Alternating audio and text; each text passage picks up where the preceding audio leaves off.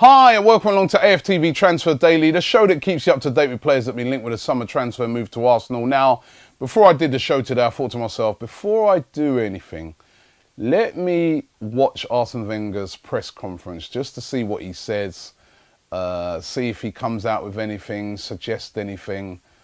And I must say, it was a pretty, well, after watching it, I'm kind of uninspired about our transfer business. Inspired on one aspect because I do think the Mustafi thing's going to happen, and we'll get to that in a minute. But then uninspired because I'm starting to see the same old Arsene Wenger again. Now, he was asked, how many players do you think Arsenal need to bring in? It was one of the questions that he was asked at the press conference. And he said, I don't count in numbers as the squad is too big. I'm looking at no other areas apart from a centre-back. It's about quality. Now that gets me really worried. I'm not looking at any other areas apart from a centre-back. We know we need a centre-back. It's absolutely essential. And I think it is going to be Mustafi because he was asked about Mustafi and he was very coy on that. So I think it's going to be a centre-back. But only a centre-back? We need a striker. Arsenal Football Club, Mr. Wenger, need a striker. No quality out there. I know, listen, we know that Arsenal have tried to buy Lacazette. They put a bid in earlier on in the summer, which was turned down, right? We know that Lyon are playing hardball. The quotes that came out yesterday about 60 million from Lyon for Lacazette is totally ridiculous. He's not worth that. And I'd agree with Arsene Wenger that he's not worth that fee. But is there nobody else that Arsenal have been able to identify, not just this season, over the past 2 seasons, that could play as a striker for this football club? No one of any quality. Come on. And you know what? To be honest, I'm getting bored with hearing about prices as well. Overinflated prices. You know what? The whole Premier League is overinflated. Yeah, we need to just deal with it. Arsene Wenger, deal with it.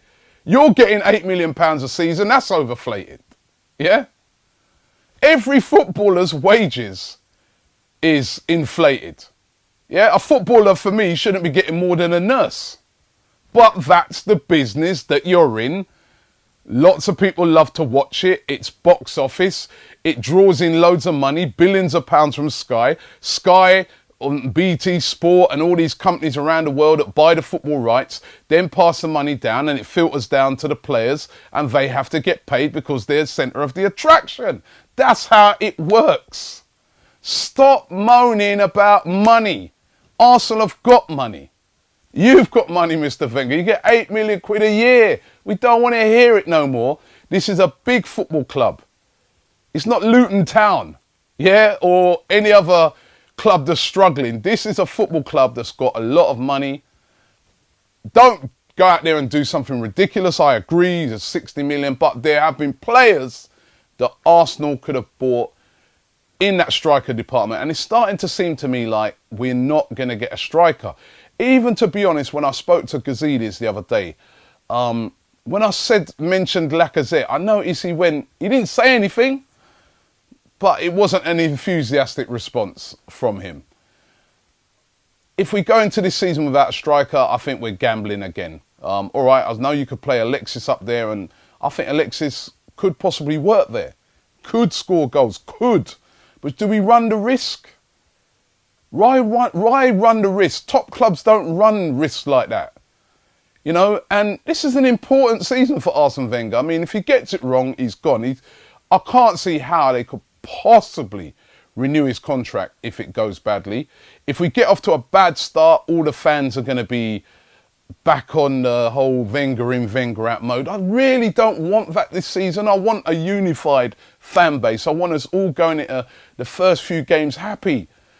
And we could do that with, we know we need a defender and also a marquee signing, but I'm not inspired by what I heard today at the press conference when it comes to signings. The only thing that was positive is he was asked about Mustafi and he you know, he said he didn't want to talk about Mustafi, which suggests to me that the Mustafi thing is going to happen. There was conflicting reports about Mustafi yesterday. First of all, there was reports that came out that his agent said that, you know, basically all terms have been agreed and with Mustafi, and it's just the club's negotiating. Later on, the agent came out and kind of denied that. But there is something happening with that. Mustafi is a deal that looks like it is going to get done, and that is a positive. That is a positive deal. However, I mean, I don't know, you know, why is it taking so long? Why didn't we get it done before the start of the season? But it's a positive, excuse me, it's a positive. It looks like it's a deal that could be happening. We're also linked today with a guy called Jeremy Matthew. He's a defender as well, centre-back, experienced centre-back, plays for Barcelona. At the moment, he's 32 years of age, so he's knocking on a bit. And he's a bit of surplus to requirements there. They're thinking that, you know, they'd like to get rid of him because they bought in a couple of defenders at Barcelona. Arsenal apparently made contact. Now, do we need two centre-backs? I know when I spoke to Gazidis in America, he said to me at the time, we need an experienced centre-back. And that was before the Gabriel injury. So are we in for two centre-backs or one? I don't know.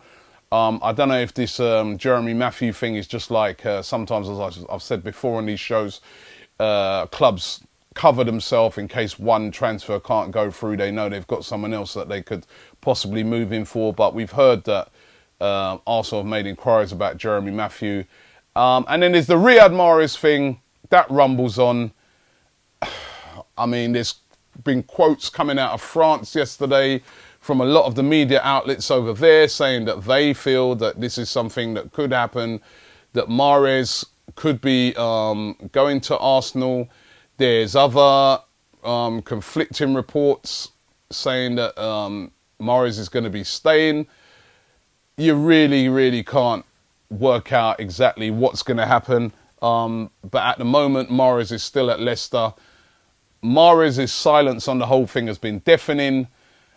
But then after listening to Arsene Wenger today, would he go in for Mahrez? Is he just suggesting that it's just a centre-back and that's it? Or is he just trying to throw everybody off the scent? My personal opinion is, at the moment, from what I see is going to happen is we're going to get a centre-back. And then I think Arsenal Football Club are going to do our usual, which is wait down to right to the end of the transfer window to see what sort of bargains prop up, and then if something good comes about, they'll buy it, or if they're able to force a Mahrez or something, they'll buy it. If not, then they'll just turn around and say, well, you know what, there was not enough quality out there, and come on. That's what's going to happen, folks, by the looks of it. That really does look like it's going to happen. It's very frustrating, very, very frustrating, and I don't know. I don't know what to say. Listen, I'm going to do a poll today because even though I'm very frustrated and a lot of fans are frustrated, I was thinking about this today. If at the end of the transfer window, the signings would have been Granit Xhaka, Rob Holding, let's say Riyad Mahrez and Mustafi. Let's say we got those four in at the end of the transfer window. Would that have been a great transfer window for us? I mean, are we panicking a bit? Because the window still does have a couple of weeks to run. Let me know in the poll. Let me know in the poll. And also, of course, there's a game this weekend. We're playing against Liverpool. I am looking forward to the game, even though I'm disheartened with the transfers. Maybe it's great that we've got an actual game going on. I'm looking forward to it. It looks like the area that's worrying me, obviously, is the defence. Callum Chambers and Rob Holding, both very inexperienced, and Liverpool are a good attacking team who move the ball very quickly. They've got guys like Origi up front.